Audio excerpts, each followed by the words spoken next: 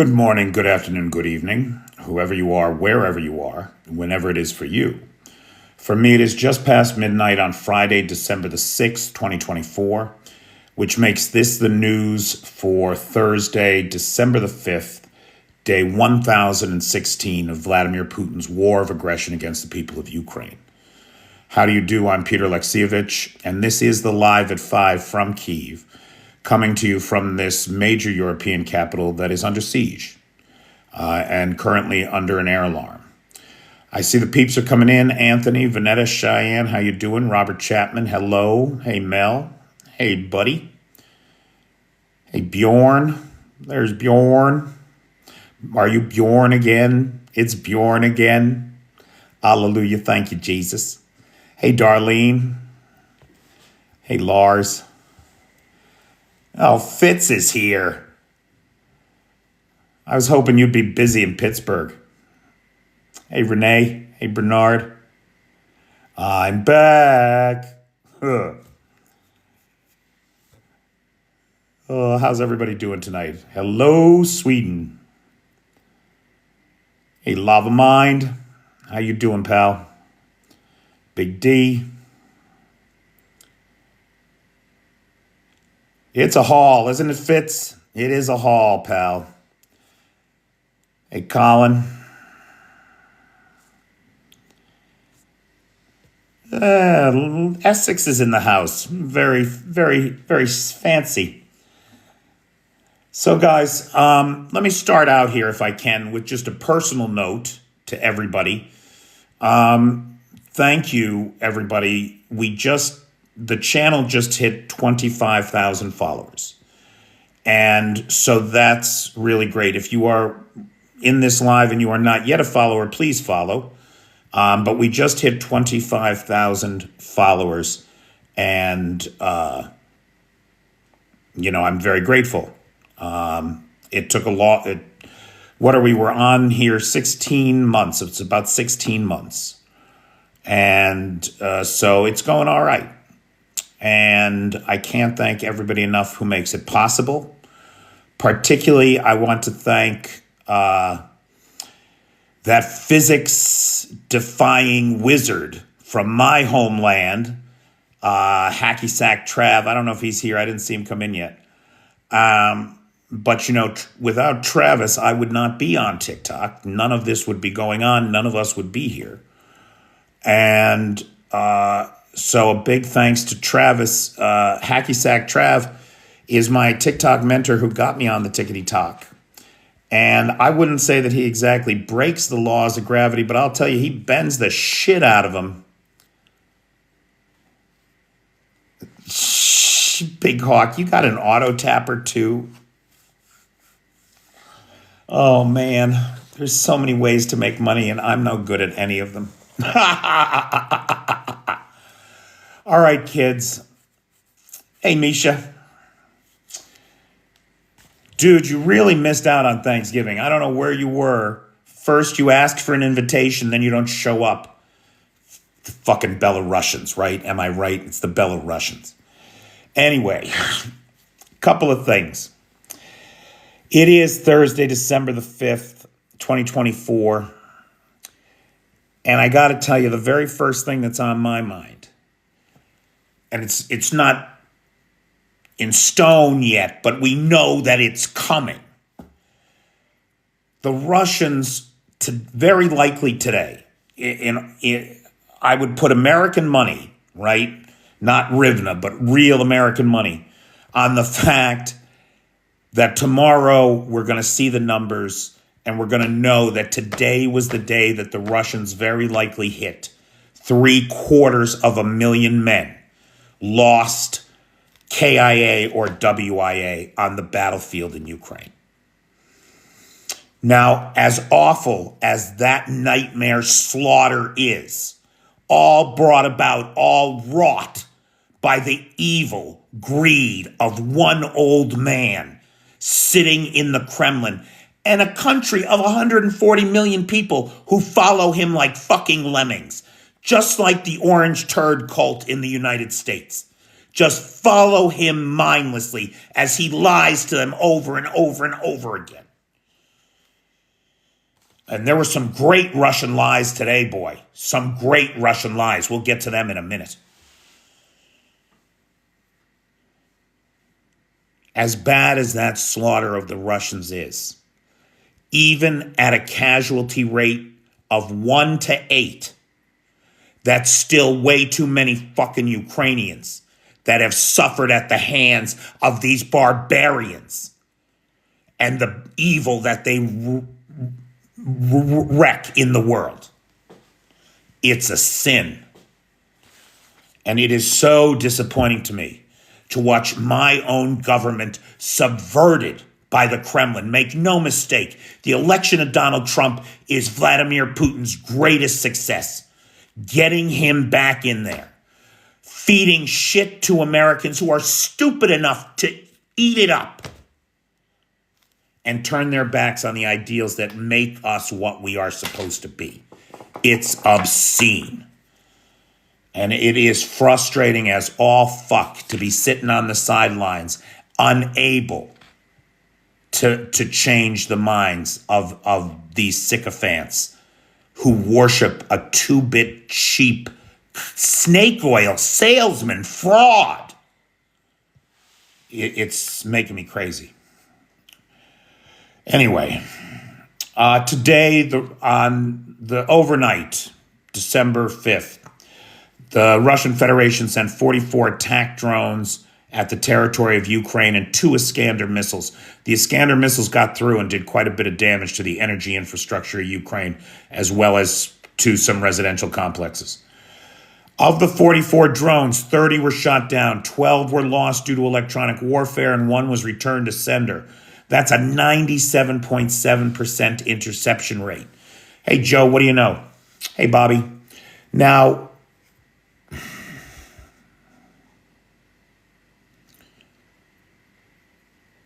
we should be concerned because you will notice that this week, all week, the drone attacks against Ukraine have been about half their average size, which can only mean one of two things. Either the Russians don't have the drones, which we do not believe is the case, because we believe that production has really ramped up at the drone factory in Tatarstan where they make these things. And they are still getting shipments across the Caspian Sea from the Iranians. So we do not believe that there is a shortage of drones on the Russian side. Why then is it half as many? When we see this pattern, it leads to one thing: a mass drone swarm attack, right? Like the last time, I think it was 247 aerial objects directed at the territory of Ukraine, intended to overwhelm air defense, hit the power grid, plunge the country into darkness and a lack of heat so that grandmothers freeze in their beds. That's how the Russians are prosecuting this war. And so my guess is that Saturday night is the night that we're going to see it. That's my guess. If it doesn't come this Saturday and this pattern continues, we could see something really overwhelming the following weekend. But that's what it looks like to me anyway. On the subject of the Russians lying. So there's an organization for security and cooperation in Europe. It was a post-World War II, Cold War era organization that was set up to keep the Warsaw Pact nations and the NATO nations talking and trying to get things done, right? Despite the Cold War going on. It still exists, and they still meet, and they still try to get shit done. And they just had a meeting, and at this meeting, Lavrov was allowed to speak. He wasn't allowed to speak at the last one, but this one, they let him speak.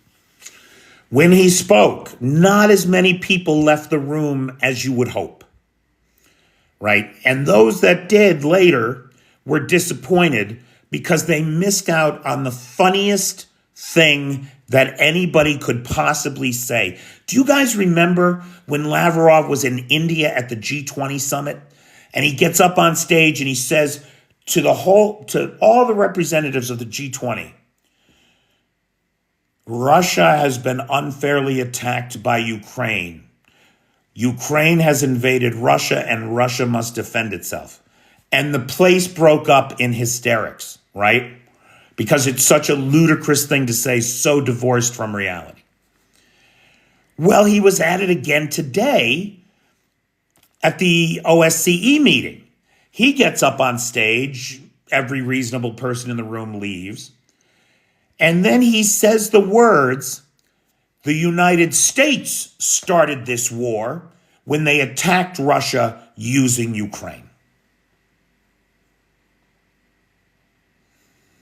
And I'm taking bets now, in American money only, on how long before Marjorie Taylor Greene reiterates that lie. Sharon, I don't expect Trump to retaliate. I expect him to reiterate. I expect to hear from Donald Trump and Marjorie Taylor Greene and the rest of the maggots in the near future that the United States is responsible for this war because it's a proxy war and we used Ukraine. I do. I expect to hear it from these idiots. You know, we don't know what Trump is going to do. We know he's beholden to Putin, but if he smells weakness in the water, he is a bloodthirsty shark himself, just like the enemy. There is no telling, and he wants to be number one in the world. He doesn't want to play second fiddle to Putin. He might think he's learning from Putin, but he doesn't want to really be second fiddle to Putin. Yeah, truthful and a genius. Oh, please don't get me started on Tucker Carlson in Moscow. I mean, that boat shoe-clad buffoon is just parroting Russian propaganda like a goddamn Xerox machine. It's unreal, that fucking guy. All right, let's see here. What else we got?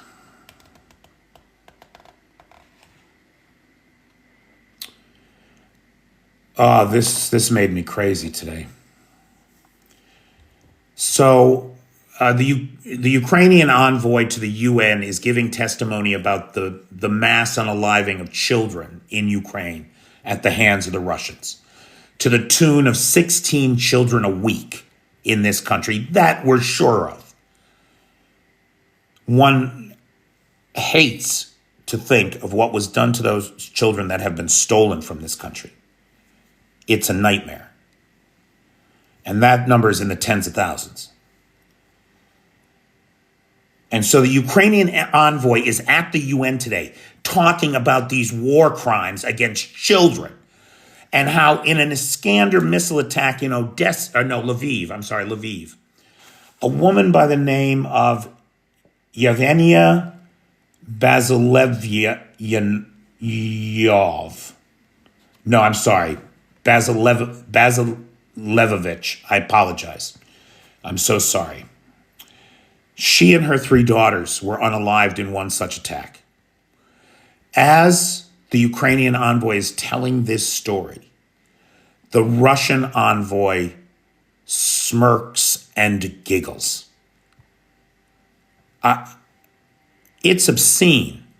The video of it is in my news We're Waking Up To segment from this morning. And it will make your skin crawl. It will make your skin crawl. It's obscene. This is the kind of shit we're getting from the Russian government these days. Zelensky fears that time is running out for Georgia, and that the world should assist. Protests in Georgia have now spread to 8 cities, schools, and universities, in spite of the fact that for the last 2 nights, the police have become very aggressive with rubber bullets, tear gas, and dogs against the people in the street. But there are so many people in the street, they cannot get them cleared. And I saw a video today of boys, young men, pushing a barricade forward to push the police back. Now, there's only so long the police are going to put up with that. Unless, like in 1917, those Georgian men who are in those police uniforms realize that these are their mothers and brothers and sisters and cousins on the other side of the barricades, and that they should be with them against those that are trying to steal everybody's future in Georgia. If that happens, that would be the best. But I'll tell you, I am not full of a lot of that kind of naivete anymore. Those things rarely happen, especially when the Russians are involved. When the Russians are involved, you should prepare for violence. As the lady Jessica once said to her son Paul, prepare for violence. The NATO ministerial meeting just wrapped up, and they were discussing options for a ceasefire in Ukraine. Now, we've talked about this a little bit before. I just want to touch on it again, just so that we're all on the same page and considering entertaining some of the possibilities for how this might work out.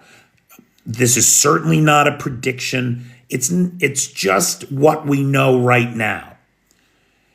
And what we know right now is that today, German Defense Minister Pistorius reiterated the comments of Annalena Baerbock at the NATO ministerial meeting yesterday, that Germany would entertain the notion of boots on the ground in Ukraine to patrol a demilitarized zone.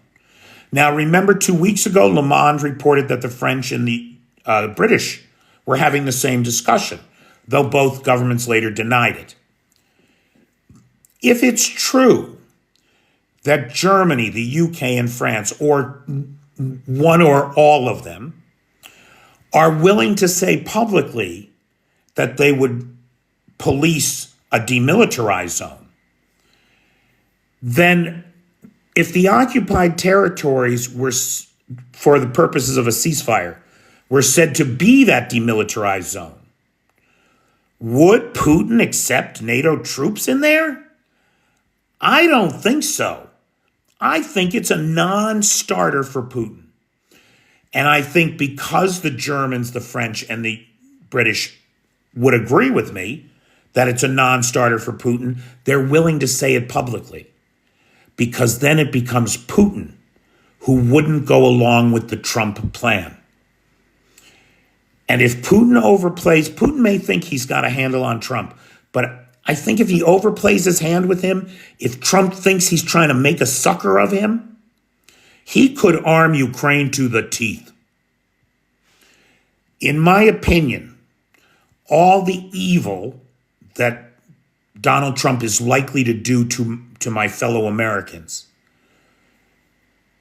it's not worth this. But if this comes out of it, if Trump saves Ukraine, undoubtedly by accident and only because of his own ego, not for any moral purpose, belief system, or commitment to his fellow man, none of that will play into it. But it could be that he might do the right thing by accident for his own ego. He can't do any worse, I don't think. Well, I shouldn't say that. Biden didn't do bad by the Ukrainians. He just didn't do enough. And it really worries me that was by design. That we've let these guys do all the heavy lifting, just enough to survive and not enough to win for our own reasons, out of fear of a strong Ukraine or whatever. Let's hope that's not the case. I mean, God knows there were forces in the United States working against the Ukrainians. That's for fucking sure. Okay, now, guys, listen, there's a lot of this deceptive imagery persuasion going on the internet around Syria. So I just want to touch on something here. Now, Syria is important to us because we're interested in Ukraine. And Syria is a foreign bastion of Russian power. The Bashar al-Assad regime is an extension of the Kremlin's will in the Middle East. And it supports the Kremlin with an air base from which it can exercise its power in the Middle East and a naval port from which it can exercise its power on the Mediterranean, right? So Syria is an example of a living projection of Kremlin power in the world. To lose it will be a devastating PR blow and psychological blow to the Kremlin.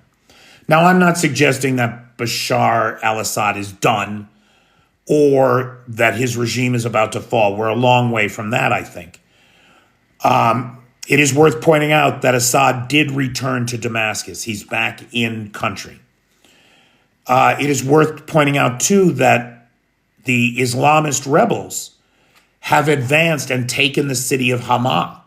Last night, we reported that the Syrian army regulars were sending reinforcements to Hama and that they were in pitched fighting with the rebels.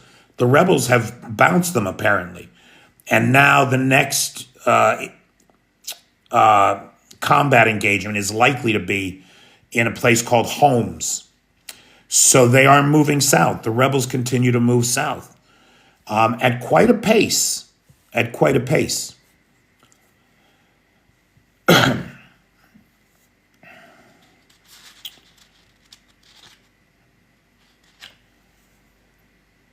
I just wanted to go over a list.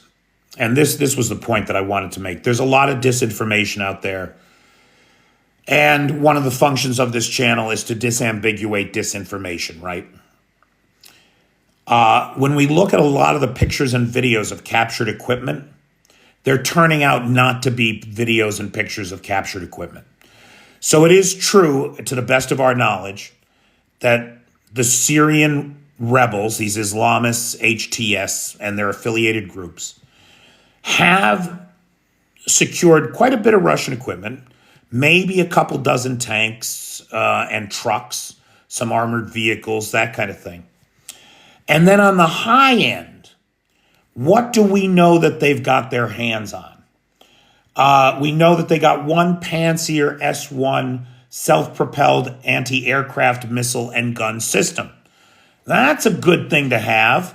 You could use that maybe to shoot down planes that are bringing in Africa Corps troops, because you're only 35 kilometers away from the Khamenei Air Base where those things come in. So that is a thought. Or perhaps you'd like to use one of your new 9K Strela 10 tracked surface-to-air missiles. Right, they got one of those.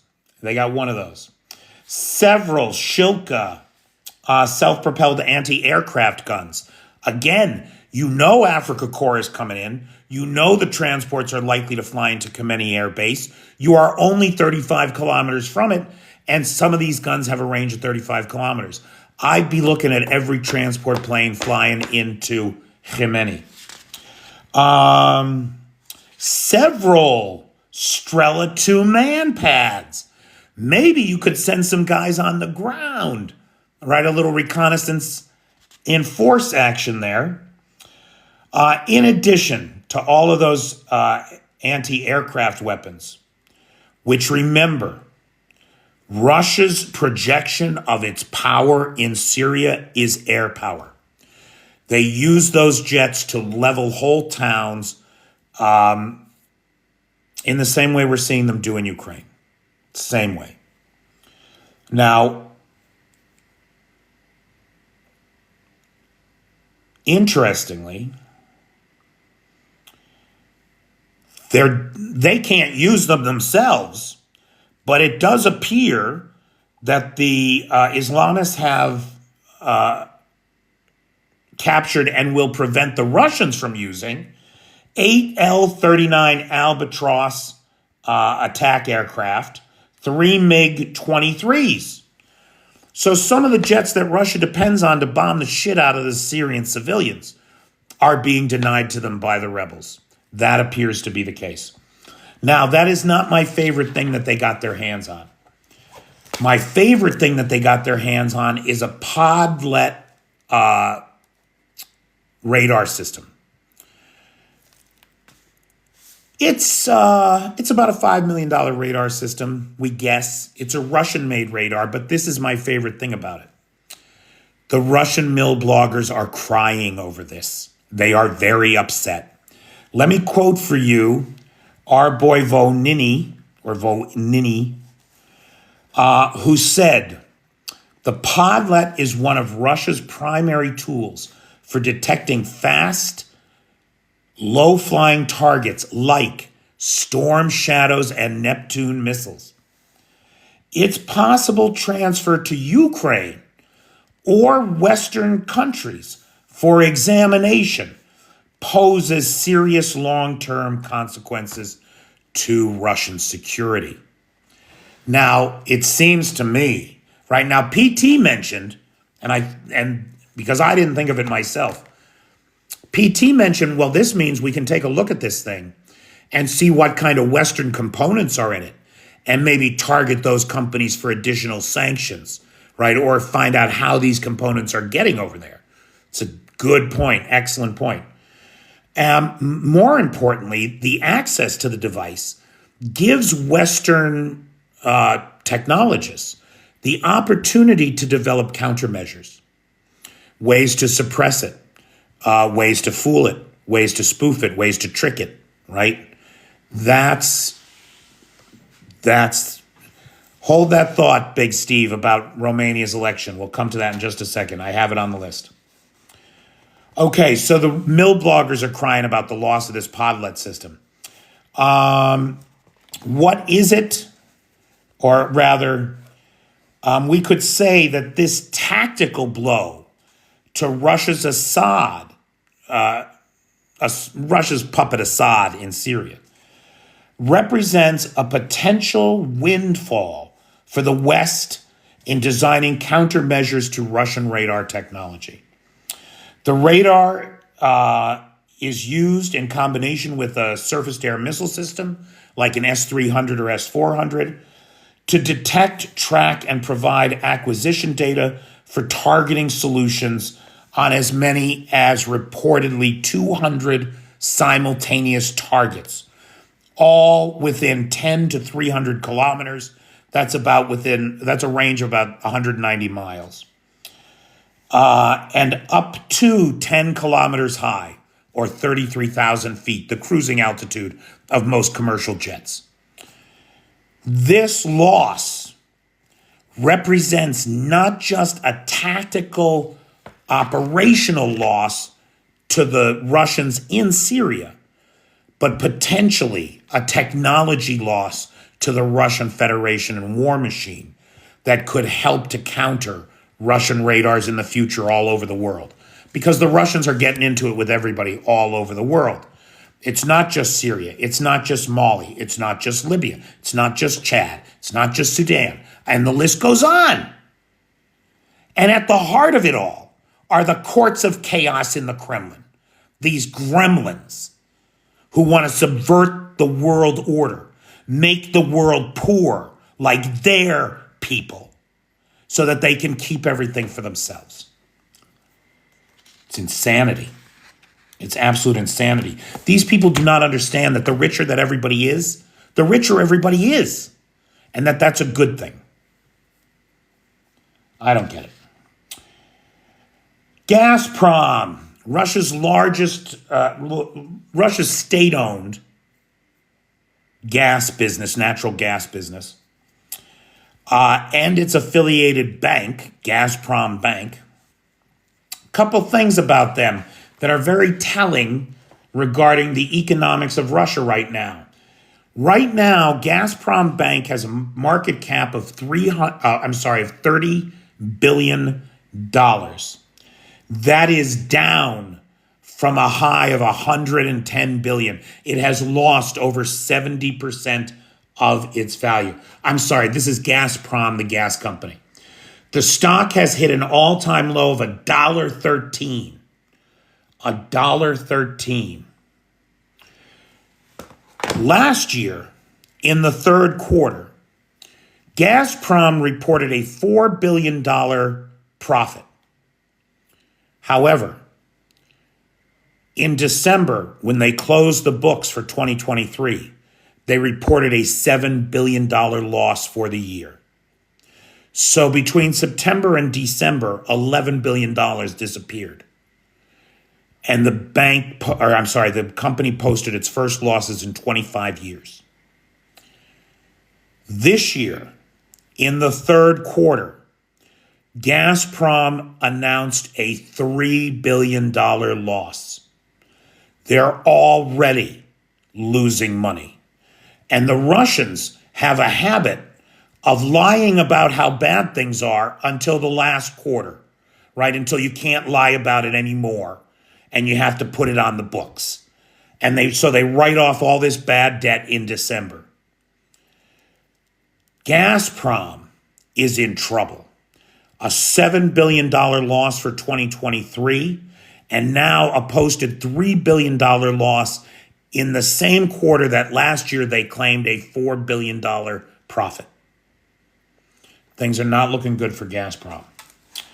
Further, Gazprom Bank, which is affiliated with Gazprom, obviously, sources told the Kyiv Post that GUR hackers had attacked Gazprom Bank today,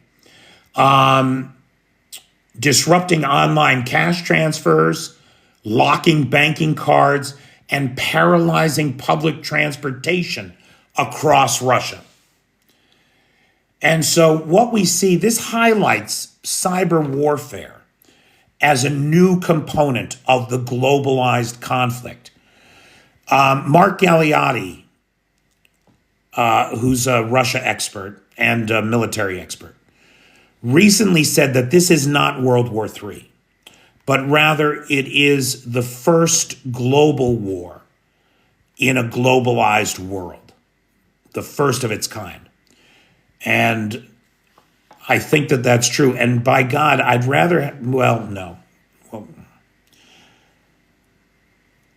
as bad as it is, especially for the Ukrainians, it's not as bad as the whole world picking up guns and pointing them at each other.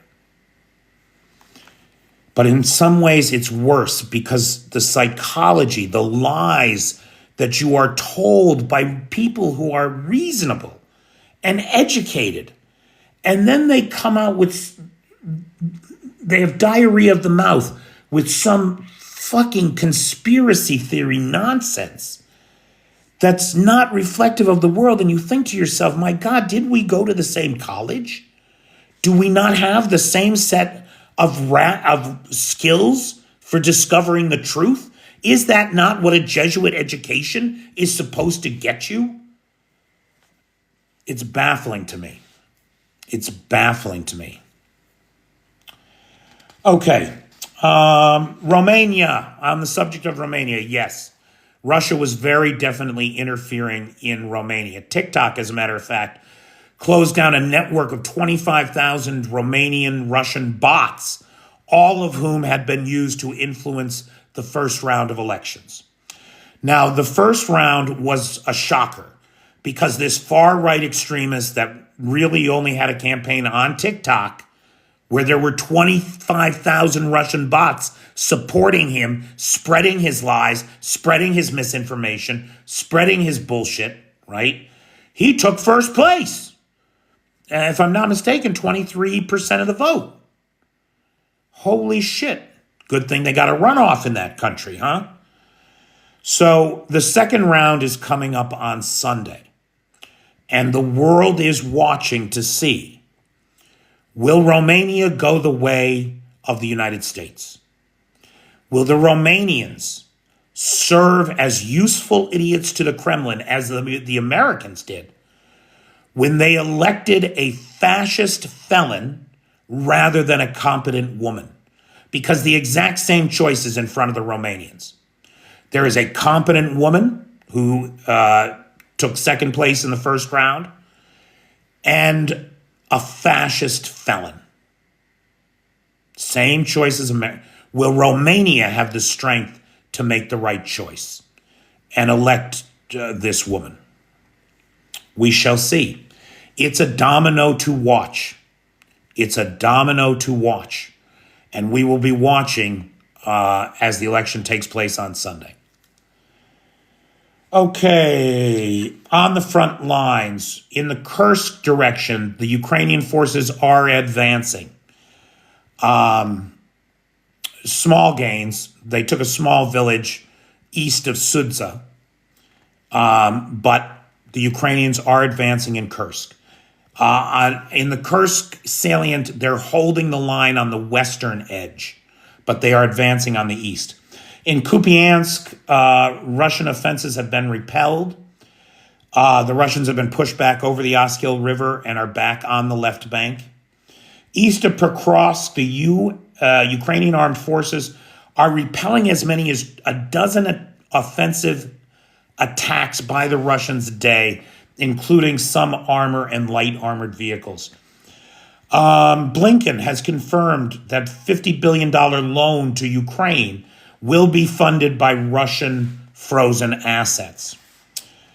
If I'm not mistaken, the United States has about $97 billion of the $324 billion in frozen Russian assets. And so we're going to float a $50 billion loan against those assets to the Ukrainians. And you might be hearing people say shit like, oh, the interest on the Russian money will pay off the loan for the Ukrainians. Bullshit. You know what the annual interest is on $50 billion? Oh, isn't that funny? It's about what the interest is on $97 billion. So the interest on the frozen assets will only pay the interest payments on the loan. We're saddling Ukraine with $50 billion in debt. Make no mistake, that's a real thing. Now, a future presidency could forgive that debt, but for right now, the Ukrainians have to appreciate they are getting saddled with $50 billion in debt. In a country where 46% of the GDP evaporated in this war. Get this. This shit is crazy how the Russians lie. That's our theme tonight. The Russians lying to everybody. Gerasimov called the Joint Chiefs of Staff in the U.S. today. He said that the Oreshnik missile was a plan that was made long before the Americans gave authorization for ATACMS use on Russian soil. Now, the whole thing, the whole production of the Oreshnik missile hitting Dnipro, which was completely architected by Kremlin PR specialists and military intelligence as a psychological operation against the West. Because these fucking missiles cost $120 million apiece, and Russia doesn't have them. The one they sent wasn't even loaded with explosives, because that would cost money, and they don't have it. If they had these missiles, they'd be destroying the country with them. They don't. They cost $120 million apiece. Forget it. So after all of this huge production, that the missile strike was intentionally a retaliation against the American authorization for the use of ATACMS in Russia, Gerasimov calls the Joint Chiefs of Staff and says, hey, pal, listen, this whole thing was planned long before you gave authorization. Has nothing to do with you or the ATACMS. If these people's mouths are moving, they are lying. You don't know what to believe with them. You just don't know what to believe. It's crazy. One of Russia's largest banks, VTB Bank, is on the verge of collapse. It appears that they are about to start seizing the money of their, right, like you have a savings account? No, you don't anymore. Now you have shares of the bank stock. Oh, but you can't sell them. They're literally going to confiscate the assets of the people to save their bank and issue in return worthless stock that the recipient cannot sell for 2 years. Not that it's going to have any value in 2 years. It's not going to be a thing. It's unbelievable. Russia sent now, for the first time ever, this is news, and I'm still trying to get more details on it. I just found out about it right before the live. But apparently, if what I'm hearing is correct, for the first time ever, the Russians have struck near the port of Odessa using an unmanned naval drone. We have seen no examples of Russian naval drones in the Black Sea. We may have the first attack. This was 40 kilometers east of Odessa, so not far from the port of Odessa, one of the auxiliary ports along the shore there. That's about 25 miles away from Odessa. An unmanned naval vessel hit a marine oil terminal, causing a fire on the territory of the oil terminal. Just as so many times we have seen the Ukrainians hit Russian oil depots, it appears now that the Russians have successfully hit a Ukrainian oil depot using an unmanned naval drone. But I'm working on getting more confirmation on this. There is a large fire reported in that region, and if this is accurate, this is the first attack of its type. Does the building ever shake from the explosions? Yeah, it does, Brent. It does. There was one day, I swear to God, the whole building moved maybe 3/4 of an inch. It's a big building. And it's not a skyscraper meant to sway. It's an apartment block, right? And so 3/4 of an inch is a big distance. It's like 2.5 centimeters. Okay. Just a couple of things left. The Dutch are ponying up 23 million euros for cybersecurity and improved air defense. Politico is reporting that Mike Johnson will block Biden's request for $24 billion more in aid for Ukraine. He will not consider it, nor will he bring it to a vote, he has said. Because he's an obstructionist piece of shit. The worst part of that is that $16 billion of it doesn't even go to Ukraine. $16 billion of it goes to buy the U.S. military replacement shells for what we sent to Ukraine. So this guy's just a jerk and a half, I swear to God. He could at least take it up and kill the $8 billion for Ukraine and keep the $16 billion for the U.S. It's crazy to me. Now, I'm going to get more information on this for tomorrow. This was a late-breaking story. For me, anyway. The UK has broken up a multi-billion-dollar laundering drug ring that was also somehow affiliated with a Russian spy ring, and the money from the drug sales was going to fund Russian spies in Europe and sanctions evasions. Unbelievable. Unbelievable. So I don't have any details on it. I'm going to get some details for tomorrow because it sounds like this is quite a story.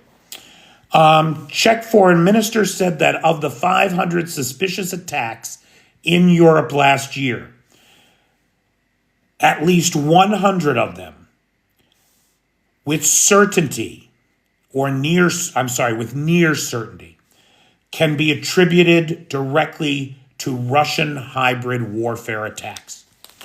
20% of the suspicious fires, 20% of the suspicious packages, 20% of the poisonings, they can all be attributed to Russian hybrid warfare at the very least. We have got to wake up to the threat that Russia is. I mean, it may already be too late. The state of the United States is appalling. Appalling. At least Pete Hegseth appears to be out for SecDef. Unfortunately, Ron DeSantis may be in. Okay. Guys, I want to thank Eli, who is the sponsor of tonight's live. I don't know if Eli's here or not. Thank you, Eli. I want to thank the moderator team, best moderators on the Tickety Talk, Cheyenne, Vanetta PT, Jay, and Travis. I want to thank Nightshade, who has the Peters Peeps group on the Book of Faces, Lars, who has the Discord server in the Alexievich archive, And of course, my dear friend Vanetta Larrett, who has the Google Doc share, where you can get letters to the UN, Congress, White House, and Senate for all things Ukraine. Okay, questions, comments, points of observation, or personal need? Anything from anybody? Hey, Roberto. Hey, Mel. Thank you, Eli. You think too many brainwashed, low-educated, bowing to dictators, or are there no more true diplomats? Dusty, I think that there are probably a lot of true diplomats, educated, intelligent people who do want to live in a better world. I think probably the majority of actors fall into that category. The problem is that if just 3% of your population turns to an outlaw status, you're done as a culture. They will subvert all of the good people. And that's exactly what we're seeing happen in the United States. It's exactly what's happening in Russia. It's exactly what's been happening here. The thing about reasonable people, tolerant people, is that they can't afford to tolerate intolerance, because the intolerant will always physically crush the tolerant. And so we have to understand that there is a segment of our species that does not think like we do. You know that old saying, there's only one language they understand. That's a real thing. I'm very sorry to say. We are a poorly evolved primate species. We're lucky, frankly, that we're not ripping each other's faces off every day. And there are some of us who do that and want to do that and are built to do that. And we must figure out how to manage them and keep them from ripping people's faces off.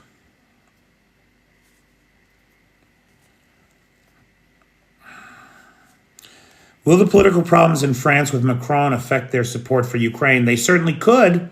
It all depends on who takes his place, doesn't it? If I'm not mistaken, the far-right candidate there is Le Pen, right? And she's gone back and forth on the whole Ukraine thing. And I think right now she's in Ukraine's corner. But I'm not sure about that. Don't take my word for that. Maybe fact check me on that. So if that's the direction the country is going in, it should be okay. Can Poland take on Russia now? I mean, Mark, I'm not a military strategist. I'm not really qualified to answer that question. I don't know what the state of Poland's military is. But my guess would be that Russia is stretched so thin that anybody could take them on. Now is the time for Georgia to act. Not just to throw out this Georgian Dream Party, but to reclaim South Ossetia and the other province there that Russia still occupies. Georgia should be reunified.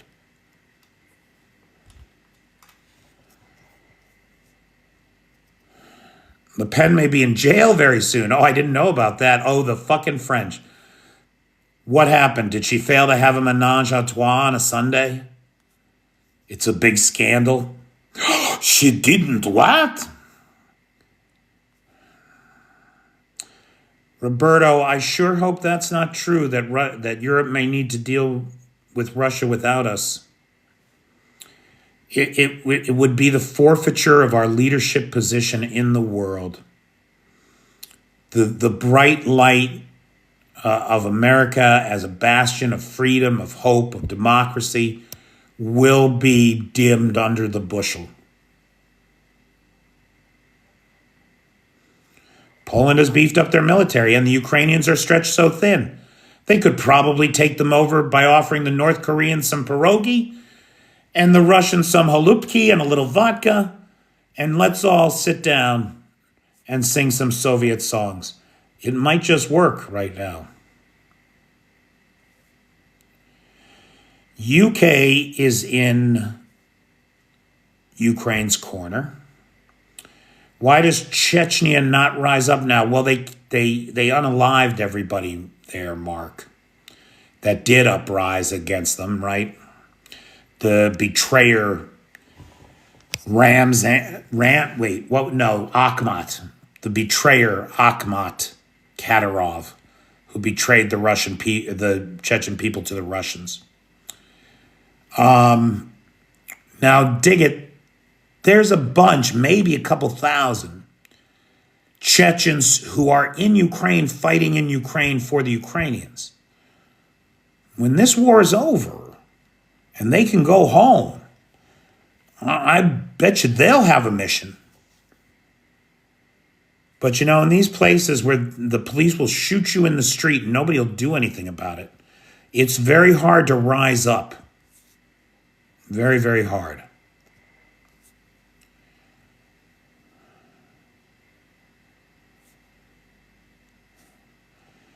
If you were a European leader, you would march to Moscow. Well, I'm not sure that's a good idea. Poland has purchased arms from everywhere. Not sure how much has shown up yet, though. Neither do I. I'll be the red porch light of Trump. Laddie, I'm not sure that you know what a red porch light is for. Maybe you should Google that.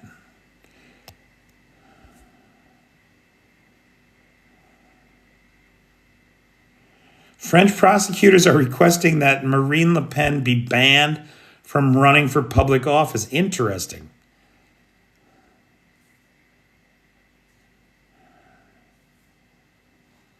Poland is the Texas of Europe. I think Ukraine's more because of the guns, you mean? Oh, okay, I'll take that. When I think about Ukraine and I want to put it into an American perspective, I just remember that Ukraine is almost as big as Texas, and that Kyiv is slightly bigger than New York City. Last person who marched up to Moscow had his plane blowed up. Yep. Yeah, PT knows what that red light is for. I wouldn't be talking about having a red porch light with a name like Laddie. Definitely not.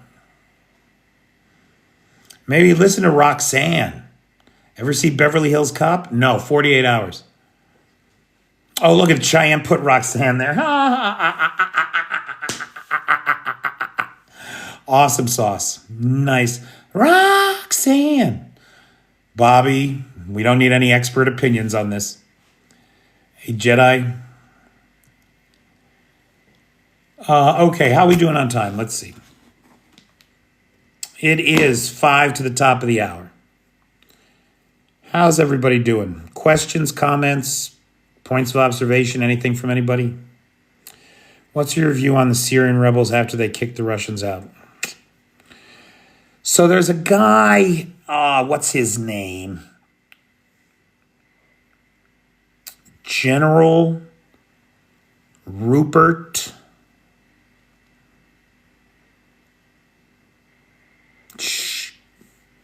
Not Grint. So there's a British general who was the co-commander of coalition forces in Iraq during the Iraq War. He's done a lot of work with a bunch of the different groups in that area. And I saw a great interview. All British officers are called Rupert. That may be. I saw a great interview with him. And he said, the reality is that we don't really know what we can expect from HTS. However, They did break from Al-Qaeda in 2016-17. They have publicly taken more moderate approaches in their governance. When they took Aleppo, they made a statement that all civilians were to be protected, including Christians. And then they live streamed mass from a Christian church, from various Christian churches across Aleppo on Sunday to let the world know that Christians were not being treated like dhimmi, right? They weren't being dhimmitized. So that's all very hopeful. But it is worth pointing out that these groups are on the list of terrorist organizations of the United States.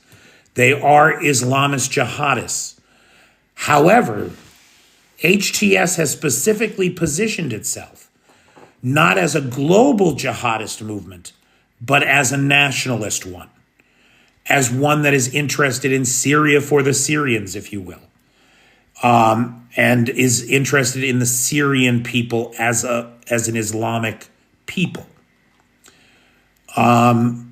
What kind of theocracy they might bring to the country is anybody's guess.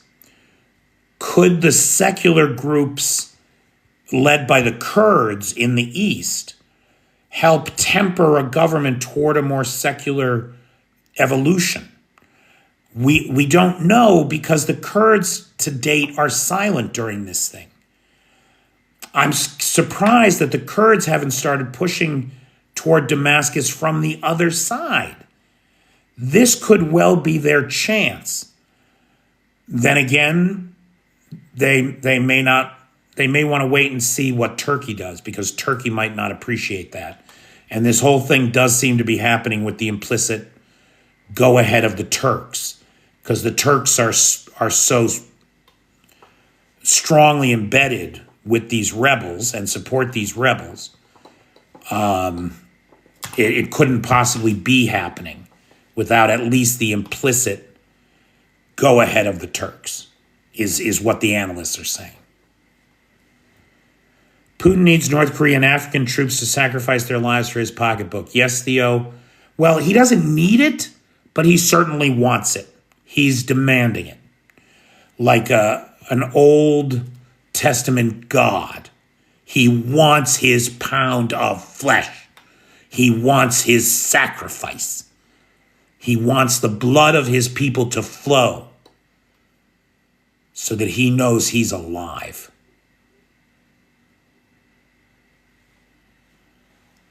Okay.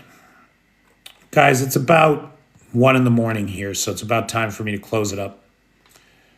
Again, I want to thank Eli. Thank you, Eli, who is the sponsor of tonight's live. Thanks, everybody, for getting me to 25,000 followers, especially Hacky Sack Trav, my TikTok mentor, and the physics-defying wizard of my homeland.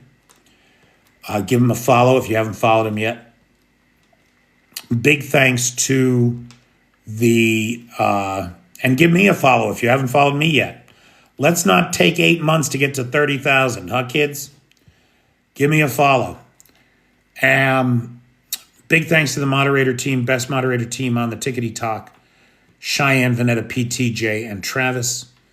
Thanks to Lars, who has the Discord server and the Alexievich archive. And thanks to Nightshade, who has the Peter's Peeps group on the Book of Faces. I do not know Nick Molinari. I don't know who that is. Hey, Jerry-O.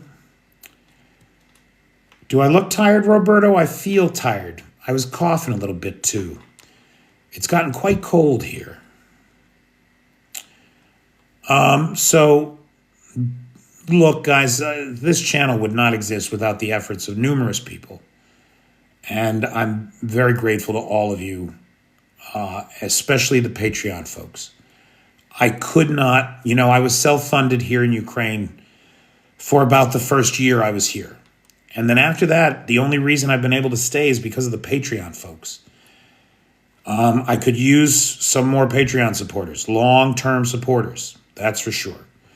So if anybody out there